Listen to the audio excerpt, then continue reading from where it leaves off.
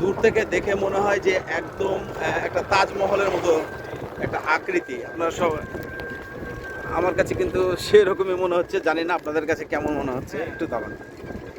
এত সুন্দর একটা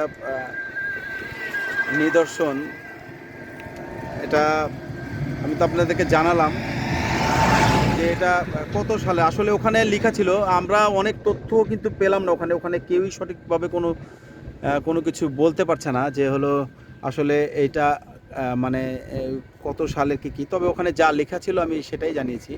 তবে আমার কাছে কিন্তু খুবই চমৎকার লেগেছে। আমি জানি না আপনাদের কাছে কেমন লাগবে। আসলে এরকম মনোরম পরিবেশে আসাও হয় না, আর এরকম ধরনের ভিডিওও করা হয় না।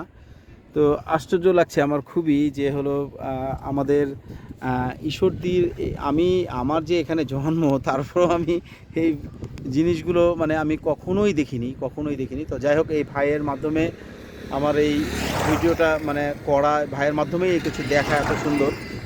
আহ, তো সবাইকে আর কি এই জন্য বলছি যে আপনারা যদি কখনো আসেন ঈশ্বরদী, অবশ্যই এই জায়গাগুলো ঘুরে যাবেন, বেশি সময় লাগবে না। হ্যাঁ, কিন্তু দেখার মতো অনেক কিছু আছে দেখার মতো, যেগুলো মুখে ভাষায় বলে শেষ করার মতো না।